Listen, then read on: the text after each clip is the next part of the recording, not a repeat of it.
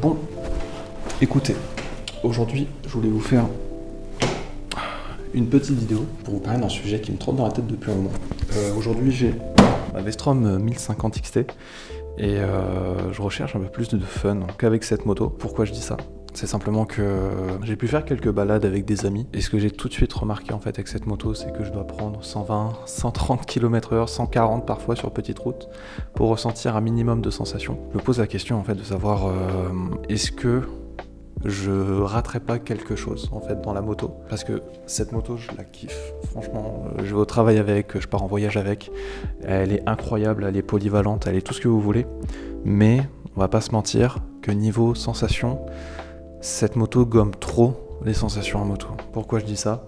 On va parler par exemple de la bulle, des carénages, de la hauteur, de la puissance du moteur, et du fait que ouais voilà, en fait tout est tellement bon, tout est tellement bien, puissant, mais tellement confortable qu'on en oublie en fait la vraie essence de la moto et ce qui fait qu'on a des sensations en moto d'un point de vue vraiment loisir et pas voyage. Quand j'ai commencé la moto, et je pense que vous aussi, on a tout de suite fantasmé sur des motos de 150, 200 chevaux en se disant que c'était les meilleures motos du monde et qu'on voudrait finalement finir là-dessus, parce que quand on commence la moto en fait on se dit que fatalement on va forcément partir sur une moto ultra puissante et c'est celle qui procure le plus de sensations. Sauf qu'aujourd'hui on a des routes qui sont dans l'état qu'elles sont, on a des radars avec le nombre qu'ils sont sur nos routes, on a la police, on a des usagers de la route, on a tout un tas de choses qui nous contraint à repenser et à redéfinir ce qui est le plaisir à moto. Et je trouve que le marché aujourd'hui arrive plutôt à pas maturité, mais on arrive à des choses qui sont très intéressantes. Maintenant que j'ai mon garage, que j'ai payé ma moto, je me pose la question à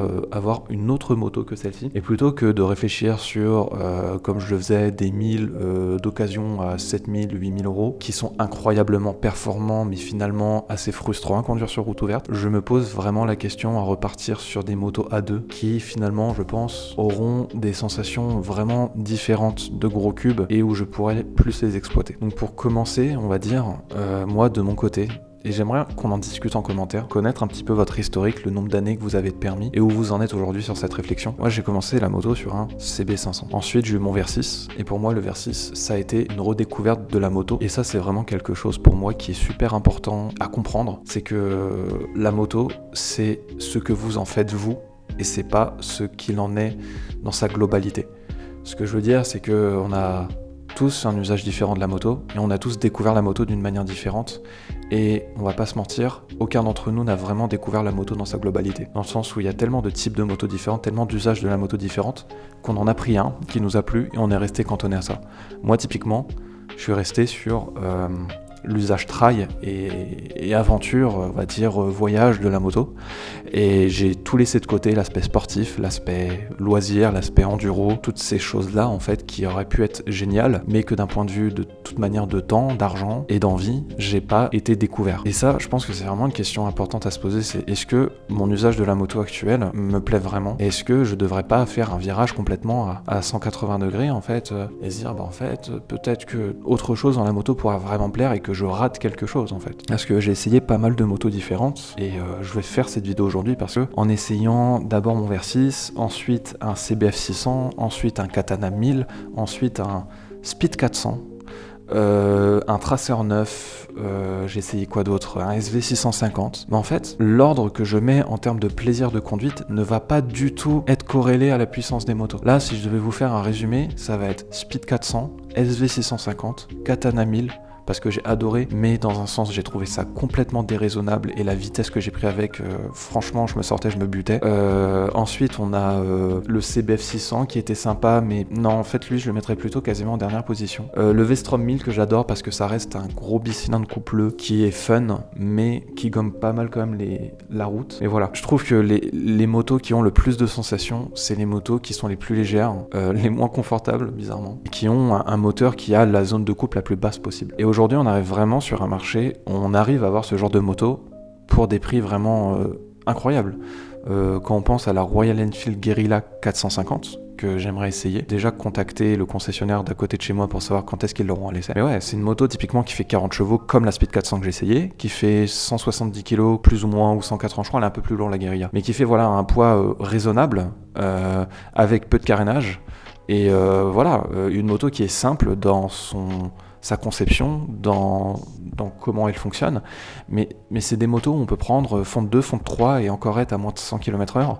Et en fait, sur des départementales limitées à 80-90, c'est des motos qu'on va vraiment bien exploiter, on va bien entendre le moteur et on va arriver, entre guillemets, plus rapidement à la limite de la moto. Mais c'est là finalement que c'est fun la moto, je trouve. C'est quand on conduit une moto qui est censée ne pas bombarder, ne pas être très rapide, mais de manière poussive, plutôt qu'une grosse moto comme ma V-Strom, où en fait on prend 130, 140 sur des routes de campagne, la moto elle se tourne les pouces, on est en 3, 4, et en fait on kiffe, mais c'est frustrant parce qu'on a tout le temps ce truc dans notre tête qui nous fait relâcher la poignée de gaz en disant attention, si jamais il y a un flic avec des jumelles, t'es mort. Si jamais il y a un truc sur la route, t'es mort. Et ça, c'est quelque chose que je trouve hyper frustrant. Et aujourd'hui, quand je pense à ma deuxième moto, je pense à la 390 SMCR qui va bientôt sortir. Je pense à la Suzuki DR S4 SM qui va sortir cet été. Et en tant que jeune permis, il y a aussi quelque chose qu'il faut prendre en compte, que vous, les vieux permis, on va dire, c'est pas péjoratif, hein. Mais les gens qui ont leur permis depuis longtemps, vous avez oublié, c'est le coût de l'entretien de la machine, parce que peut-être que vous avez largement les moyens, et aussi l'assurance. Parce que quand on a 25 ans comme moi, je peux vous dire que l'assurance vous attend pour vous mettre un coup de tatane dans la tronche dès que vous allez leur annoncer que vous voulez partir sur un Roadster 1000. C'est hallucinant le prix. Je pense au Katana 1000 que j'ai demandé pour devis à des assurances. On était sur du 120 € par mois, voire plus, voire 130, voire 140 € par mois en tout risque. Alors qu'un 390 SMCR, un DR S4 SM, ce genre de moto-là, on va plus être dans les alentours de 50 € par mois en tout risque. Ce qui reste beaucoup pour certains d'entre vous, je le sais. Mais quand on a un profil à risque, en fait, les petites cylindrées, c'est génial. Surtout qu'on consomme moins de pneus, moins de freins, parce que je le vois avec cette mémère hein, par rapport à la Versys. Mes pneus durent 2 fois moins longtemps, mes plaquettes de frein durent 2 fois moins longtemps. Tout ça, ça représente un coût. Ça représente un coût d'entretien, un coût d'assurance. Et pour une moto de loisir, j'ai envie de débrancher mon cerveau en fait. J'ai plus envie de réfléchir à la hauteur de la moto, au poids de la moto, au fait que si je la fais tomber, je raque.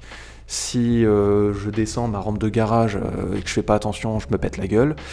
J'ai vraiment envie d'une moto où je puisse ne pas réfléchir entre guillemets. Faut toujours réfléchir en moto. Ce que je veux dire, c'est moins faire attention au point du poids, de la difficulté de les emmener, à la difficulté d'emmener la machine, au moteur où il faut faire attention à pas aller trop vite, à pas déraper, tout ça. Je pense que les 400, du coup, c'est vraiment des motos qui se concentrent sur l'essentiel et on peut vraiment se concentrer sur le plaisir de conduite à mon niveau, parce que j'ai pas un niveau extraordinaire en moto, loin de là.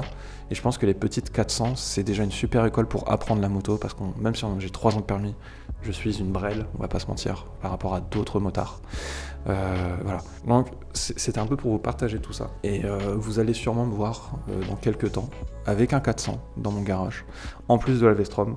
Parce que je me dis aussi que plutôt que me cantonner à un usage de la moto ultra poussé et extrêmement cher, comme un Africa Twin 1100 neuf ou un GS 1300 ou 1250, je préfère avoir ma petite V-Strom qui fait absolument tout de manière exceptionnelle déjà, je trouve, pour un prix de 9000 €. Et qui est vraiment incroyable, poignée chauffante, régulateur de vitesse, centrale inertielle, des suspensions de fou, un super moteur avec un agrément incroyable où je peux partir avec toutes mes valises, avec ma copine et vraiment dans le confort absolu.